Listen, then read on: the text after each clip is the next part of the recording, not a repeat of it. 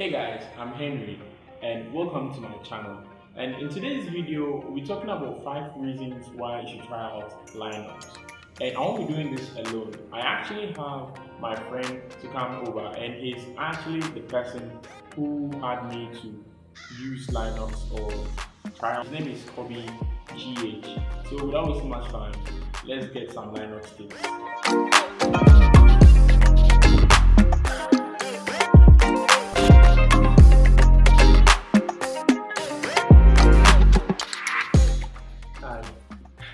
Let's welcome llKeyz, and he's my friend, so he's the one who's going to tell us about Linux. But then, one thing, Linux, in case you don't know what Linux is basically an open source operating system, and open source means free, so it's basically an open source or free operating system that you can install on any machine that you have. So yeah, let's ask you some few questions about Linux. So yeah, tell me, how or when did you discover Linux? Okay, so let me say back in 2007, I was fiddling with my desktop I had at that time, and someone was like, try out this disk, it's Linux. I didn't know what it was at that time. Okay, that's really good. For me, first time I tried Linux, it was a bit confusing and all that kind of stuff, but then you plugged me on. So yeah, so tell us your top 5 reasons why, when you tried it for the first time, you stuck to it, or why you think anyone should try out Linux. Okay, so I can't say I got stuck to it on the first time. It took a while for me to adapt, and these are the 5 things I've observed to be very useful in Linux. One, Linux is open source, as he has said earlier, which means you are free to modify, distribute, edit. Give it to anyone to just try it out. No court will come arresting you. Okay, and then the second reason? And the second reason is Linux has a very large support community behind it. Because it's open source, there are a lot of people who use it, and developers or builders or programmers who know much into the computer system. So if there's any error here, you detect it, you go search on the web, definitely someone has fallen into that same problem and has found a solution to that, or has made a solution to that, so you can easily get it. Okay, that part is actually true. Sometimes, okay, for my first time, I wanted to try out this new loop or this new theme on my system, and I kind of made a mistake in the program or in the code line. Okay. And I thought, oh, then maybe it's only me who had that problem. But then when I went to Google it to find out how to solve it, I found out I wasn't the only person here who had that problem. It's really interesting. Yeah. So what's your next reason? Okay, my next reason is because it's open source, as I said earlier, you're able to edit it and do whatever patches you want to do to it, and that makes it secure. There are a lot of security experts back there who use Linux and they trust Linux. And because of that, wherever they fall into or they detect any error somewhere, they are able to bring up a solution to that security flaw, push it out to the whole community. Everyone gets that update. And we are not waiting for one company to bring this patch before we follow it. Oh, okay. Yeah. Oh, okay. And look, and from what he's saying, you can edit it. You can modify it. You can modify it anyhow. One very nice feature I like about it, when I started using PCs, I was always bent on getting my hands on Mac OS, Mac PCs and all that kind of stuff. And Windows kind of limits you on how you can customize your Windows operating system. But then with the Linux, I use Ubuntu. Yeah, so with Ubuntu too. So with Ubuntu, you get to customize it, and then you have, like, say, I'm having a Toshiba laptop, I'm having Ubuntu on it. Customize it to look like a Mac OS. Yeah. I go to a friend's place, I turn it on, like, you're running Mac OS on a low-end machine. Like, how is that possible? Then I smile because I know my secret. Yeah. So, yeah, let's get back to your reason. So the fourth one is also about support. There are a lot of applications which have been developed to run on Linux. There's almost about at least 10 alternatives to most major Windows apps. Let's say a web processor, the alternatives to any web processor you want in Linux.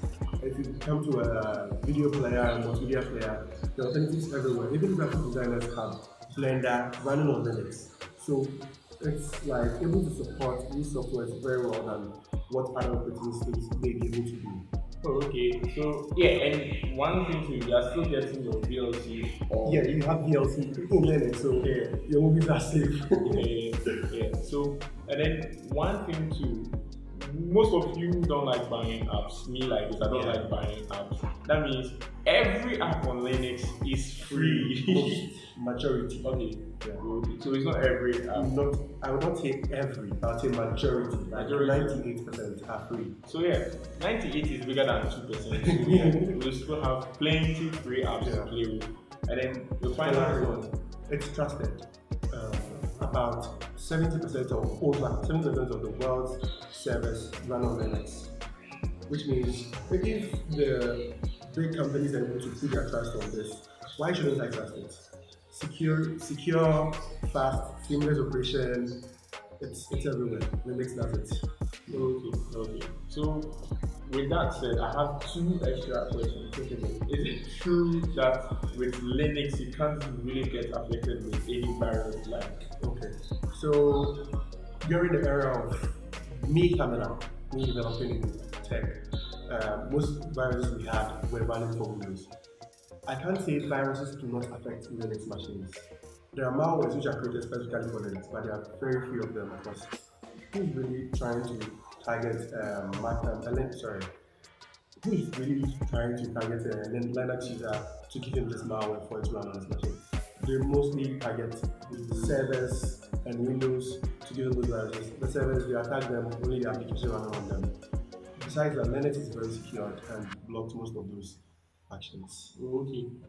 And then the second question is it true or is it true that most or every Linux user has to know or have to know how to code, or even not how to code, you have to know your have to use terminal, you have to open terminal every day. Yeah. Okay, so with that, for the past few years, not many power users, or Linux is growing. Yes, Linux is growing to the world. And most people who use it are not power users like me, who want to speak in the terminal every day.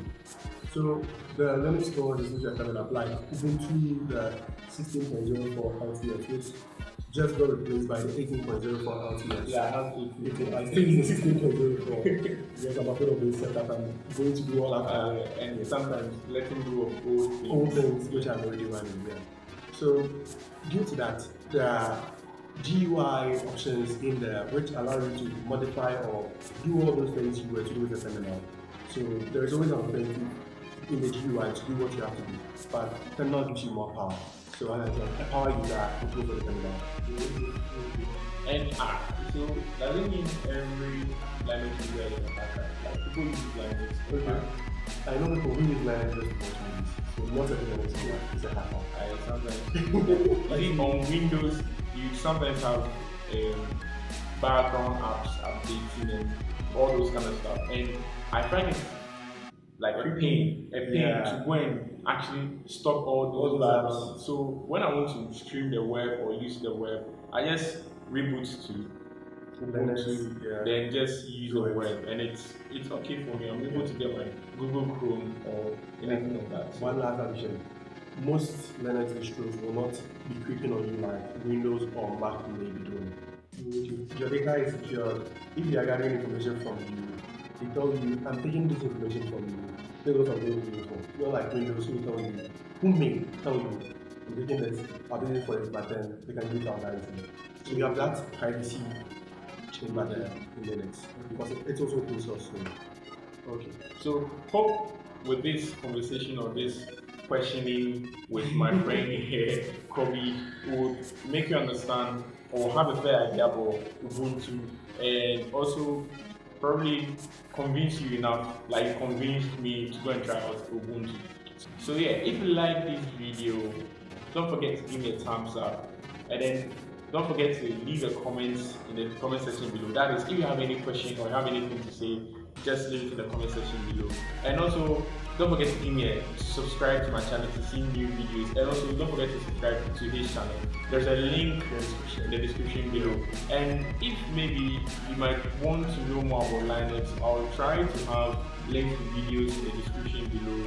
Or you can just ask your questions in the description below. I'm sure I'll pull him around for him to answer most of them. So yeah, see you in the next one.